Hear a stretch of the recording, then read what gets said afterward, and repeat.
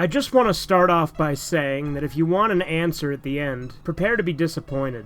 There isn't one. I was an intern at Nickelodeon Studios for a year in 2005 for my degree in animation. I wasn't paid, of course. Most internships aren't. But it did have a perk beyond education. To adults, it might not seem like a big one, but most kids at the time would go crazy over it. Since I worked directly with the editors and animators, I got to view new episodes days before they aired. I'll get right to it without giving too many unnecessary details. They had very recently made the SpongeBob movie. The entire staff was somewhat sapped off creatively, so it took them longer to start the season. But the delay lasted longer for more upsetting reasons. There was a problem with the Series 4 premiere that set everyone and everything back several months. Me and 2 other interns were in the editing room, along with the lead animators and sound editors. For the final cut of the episode, we received a copy that was supposed to be Fear of a Krabby Patty, and gathered around the screen to watch it.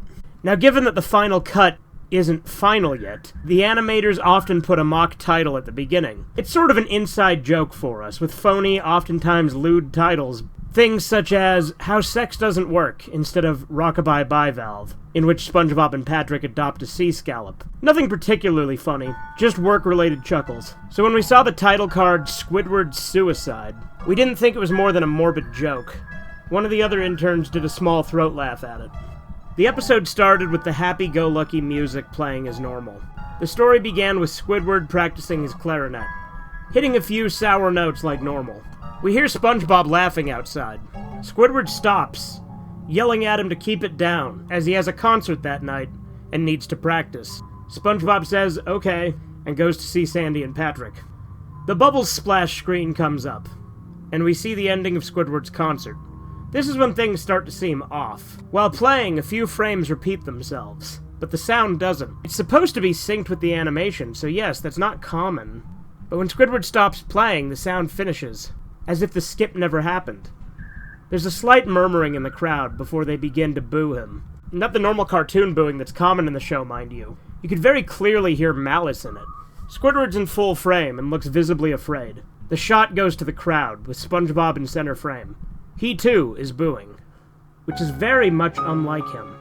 That isn't the oddest thing, though. What's odd is that everyone has hyper-realistic eyes, all very detailed. Clearly not shots of real people's eyes, but something a bit more real than CGI. The pupils were red. Some of them looked at each other, obviously confused. But since we weren't the writers, we didn't question its appeal to children yet. The shot goes to Squidward sitting on the edge of his bed, looking very forlorn. The view out of his porthole window is of the night sky, so it isn't very long after the concert. The unsettling part is at this point there's no sound. Literally 0 sound. Not even the feedback from the speakers in the room. It's as if the speakers were turned off, though their statuses showed them working perfectly. Squidward just sits there in silence, blinking, for about 30 seconds, and then starts to sob softly. He puts his hands, tentacles, over his eyes, and cries quietly for a full minute more. All the while, a sound in the background is very gradually growing from nothing to barely audible. It sounds like a slight breeze through a forest. The screen slowly begins to zoom in on his face. By slowly, I mean that it's only noticeable if you look at shots 10 seconds apart side by side. His sobbing gets louder, and more full of hurt and anger.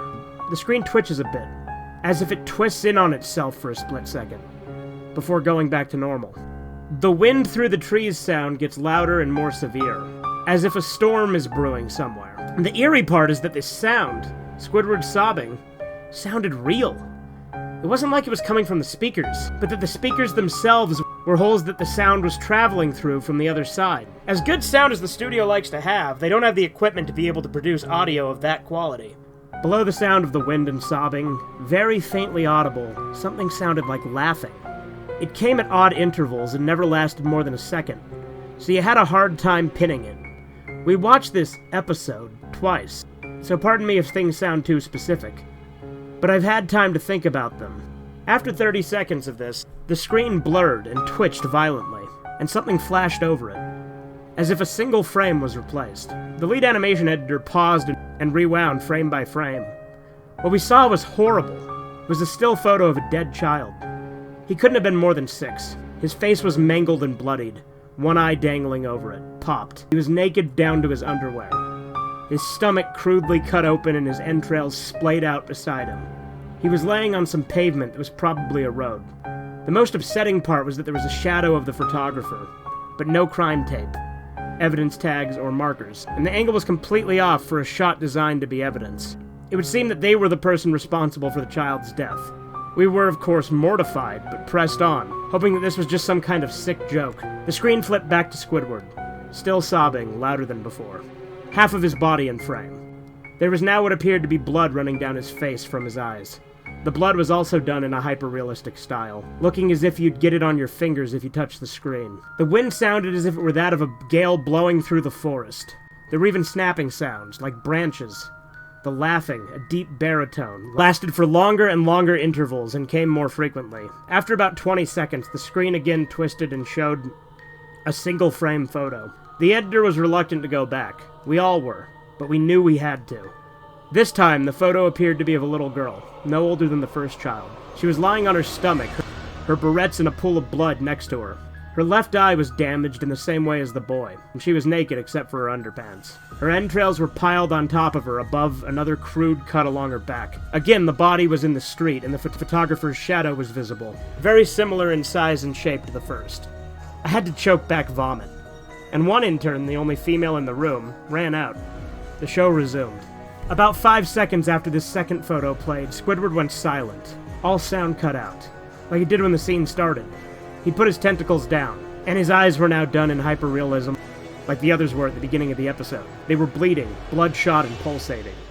He stared at the screen, as if watching the viewer. After about 10 seconds, he started sobbing, this time not covering his eyes. The sound was piercing and loud. The most fear-inducing thing of all was that his sobbing was mixed with screams. Tears and blood were dripping down his face at a heavy rate. The wind sound came back, and so did the deep voice laughing. This time with a still photo that lasted for a good 5 frames. The animator was able to stop it on the 4th and backed up. This time the photo was of a boy, about the same age, but the scene was different. His entrails were being pulled out from his stomach, wound by a large hand. The right eye popped and dangling, blood trickling down it. The animator proceeded. The next frame was different, but he couldn't tell how. He continued to the next image, and it was the same thing. Then he went back to the first and played them quicker, and I lost it. I vomited on the floor, the animation and sound editors gasping at the screen. The 5 frames were not 5 different photos. They were frames from a video. We saw the hand slowly lift out the guts. We saw the kid's eyes focus on it. Then we saw 2 frames of the kid beginning to blink. The lead sound editor told us to stop. He had to call in the creator to see this. Mr. Hillenberg arrived within about 15 minutes. He was confused as to why he'd been called down, so the editor just continued the episode. Once the next few frames were shown, all screaming and sound again stopped. Squidward was just staring at the viewer, his face taking up a full frame for about 3 seconds. The shot quickly panned out. That deep voice said, "Do it!" And we saw a shotgun in Squidward's hands. He immediately put the gun in his mouth and pulled the trigger. Realistic blood and brain matter splatters the wall behind him in his bed. He flies back with force. The last 5 seconds of the episode show his body on the bed, on its side. One eye dangling from what's left of his head above the floor, staring blankly at it. Then the episode ends. Mr. Hillenberg was obviously angry at this. He demanded to know what the hell was going on. Most people left the room at this point, so there was just a handful of us there to watch again. Viewing the episode twice only served to imprint the entirety of it in my mind and cause my horrible nightmares. I'm sorry I stayed. The only theory we could think of was that the file had been edited by someone in the chain from the drawing studio to here. The CTO was called in to find out when it had happened. Analysis of the file did show that it was mixed with new material. However, the timestamps of the change was a mere 24 seconds before we began viewing it. All equipment involved was examined for foreign software and hardware, as well as glitches, such as if the timestamp was showing us the wrong time. But everything checked out fine. We didn't know what had happened. And to this day, nobody does. There was an investigation due to the nature of the photos, but nothing came of it. No child was identified and no clues were gathered from the data involved, or physical clues from the photos. I never believed in unexplainable phenomena before, but now that I've had something happen to me, and can't prove anything about it beyond anecdotal evidence, I think twice about things.